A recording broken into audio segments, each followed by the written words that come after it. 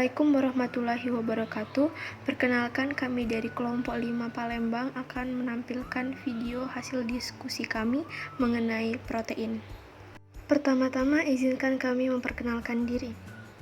Perkenalkan, nama saya Putri Aprilia, NIM 0609 1382 126058. Perkenalkan, nama saya Vika Amalia Hasanah dengan NIM 0609 13 8 21 26069. Nama saya Putri Natasha dengan NIM 0609 13 82 12 6062. Tujuan pembelajaran: mahasiswa mampu memahami materi protein dan berpikir secara logis dan kritis dalam konteks protein. Prosedur proyek: 1. Mencari dan memahami materi mengenai protein. 2. Amati peristiwa atau kejadian sehari-hari yang berhubungan dengan protein. 3. Rekam apa saja sumber-sumber protein yang ada di sekitar lingkungan.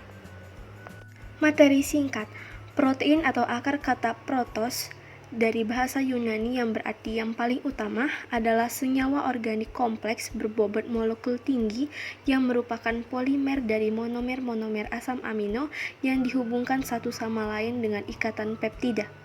Molekul protein mengandung karbon, hidrogen, oksigen, nitrogen, dan kadangkala sulfur serta fosfor. Protein berperan penting dalam struktur dan fungsi semua sel makhluk hidup dan virus.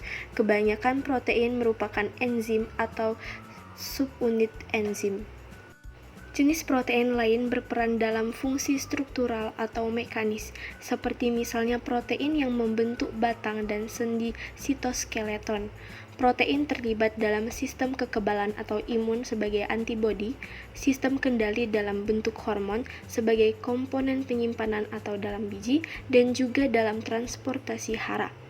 Sebagai salah satu sumber gizi, protein berperan sebagai sumber asam amino bagi organisme yang tidak mampu membentuk asam amino tersebut atau heterotrof. Tingkatan struktur protein: 1. Struktur primer, 2. Struktur sekunder, 3. Struktur tersier, 4. Struktur kuartener. Macam-macam pengujian protein. Pengujian pada protein yang pertama ada uji Biuret. Uji Biuret digunakan untuk mendeteksi keberadaan ikatan amida. Biuret terdiri dari campuran CuSO4 dan NaOH. Jika suatu bahan ditetesi biuret lalu terbentuk larutan berwarna ungu, artinya bahan tersebut mengandung ikatan peptida atau protein.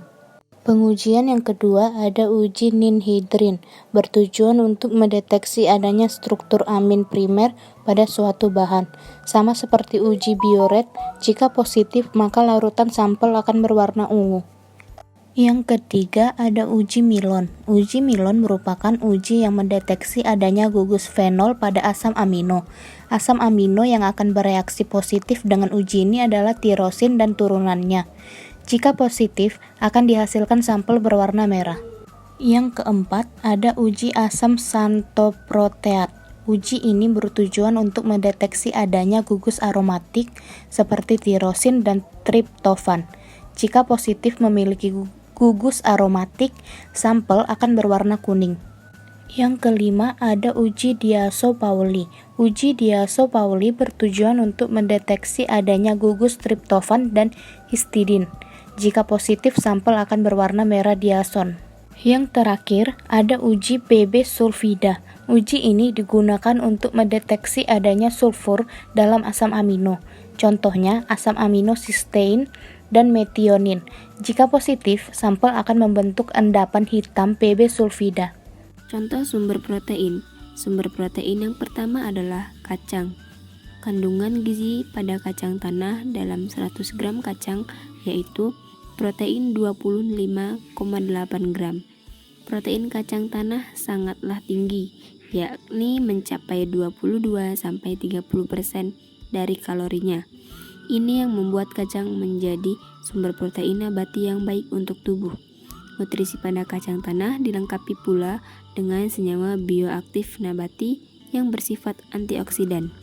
Kacang tanah memiliki kandungan yang kaya akan vitamin mineral, misalnya vitamin B7 dan B1, vitamin B3, B9, vitamin E, tembaga, niacin, mangan, fosfor, serta magnesium. Sumber protein yang kedua adalah telur. Rata-rata sebutir telur mengandung sekitar 6-7 gram protein.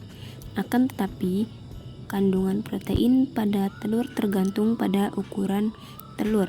Sementara kandungan protein dari putih dan kuning telur juga berbeda. Sumber protein yang ketiga adalah susu. Protein adalah salah satu nutrisi yang paling banyak terkandung dalam susu. Segelas susu murni mengandung 7,9 gram protein. Susu rendah lemak 8,2 gram protein dan susu skim mengandung hampir 8,3 gram protein. Jumlah ini dapat memenuhi 11 hingga 15. Sumber protein yang keempat adalah sayur bayam. Sebenarnya ada banyak sekali sumber protein yang bisa dikonsumsi. Salah satunya adalah protein non-hewani atau nabati. Sayur bayam, sebanyak 30% kalori dari sayur bayam adalah asupan protein. Setiap 30 gram sayur bayam yang segar terkandung 1 gram protein yang bisa didapatkan. Sayur bayam memang menjadi salah satu sayuran hijau yang amat padat nutrisi. Dampak jikalau kekurangan protein, yang pertama kerontokan rambut, yang kedua selalu lapar, dan yang terakhir adalah kebengkakan kaki. Kesimpulan, sumber protein tinggi yaitu kacang 9,5 gram protein, 2. Telur, sebutir telur mengandung 6-7 gram protein, 3. Susu murni mengandung 7,9 gram protein, dan keempat, bayam, 100 gram bayam mengandung 2,9 gram protein. Sekian dari kelompok kami. Terima kasih. Wassalamualaikum warahmatullahi wabarakatuh.